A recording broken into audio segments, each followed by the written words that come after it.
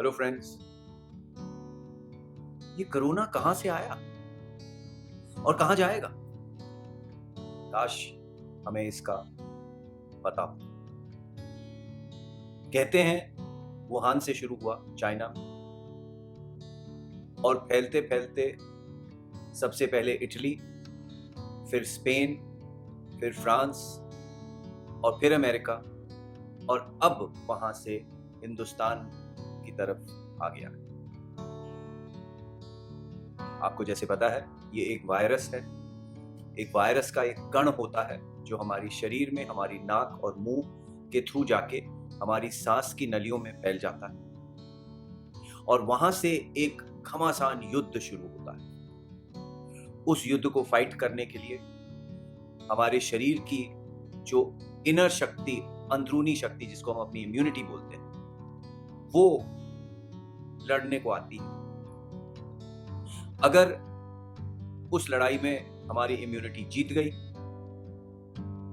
तो 7 से 14 दिन में इस वायरस का खात्मा करके हम बिल्कुल ठीक ठाक अपनी जिंदगी व्यतीत करने लगते।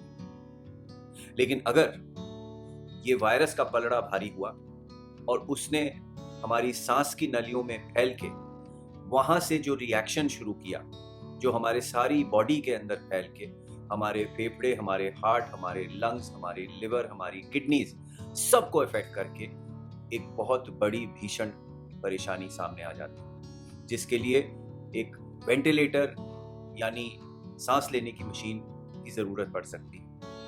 और कहा यह गया है कि वेंटिलेटर पे जाने के बाद में कंडीशन बहुत सीरियस हो जाती है। ये सब धीरे धीरे डॉक्टर्स को, एपिडेमियोलॉजिस्ट को समझ आता जा रहा है। इसके कुछ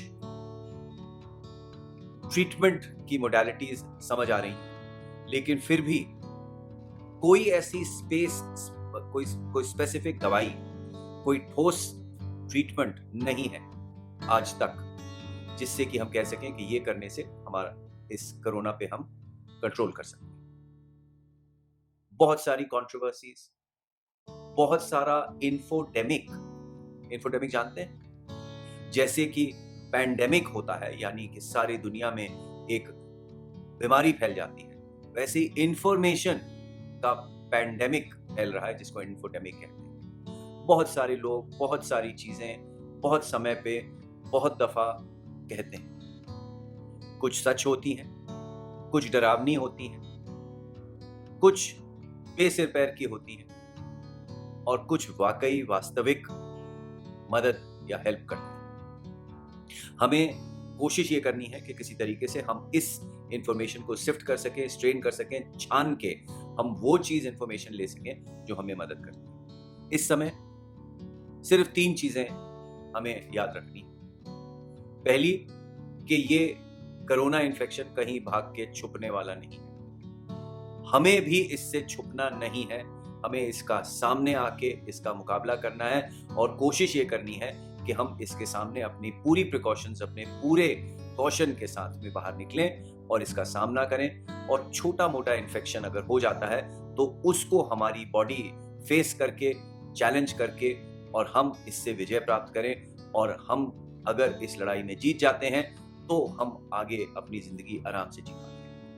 तो इसके लिए बाहर निकलना बहुत जरूरी है, अपनी इम्यूनिटी बढ़ानी बहुत जरूरी है, एक्सरसाइज करनी बहुत जरूरी है, पानी रेगुलर 2-3 लीटर पानी पीना बहुत जरूरी है, vitamin C, vitamin D, vitamin B12 और जिंक, ये स्पेसिफिक कुछ इम्यूनिटी बूस्टिंग विटामिन हैं जो हमारे शरीर में मदद करते हैं इस इन्फेक्शन को फाइट करने में। तो अगर हम इन सब चीजों को लेके अपनी इम्यूनिटी बढ़ा सकते हैं, अपने आप को थोड़ा थोड़ा एक्सपोजर देके बाहर निकलते हैं, पूरे प्रिकॉशन के साथ मास्क पहन के, लोगों के बीच में 5 से 6 फुट की दूरी करके, और अपने आप को हाथ वगैरह धो के, हाथों को साफ करके, सैनिटाइज करके अगर हम निकल सकते हैं तो ऐसा करने से हम इस महामारी से अपने आप को बचा सकते हैं और इसके साथ अपनी जिंदगी जी सकते हैं। क्योंकि जिंदगी का नाम है जीना, और जीना तो पड़ेगा, और खुशी खुशी जिएंगे, अपने टर्म्स पे जिएंगे तो जीने का मजा है।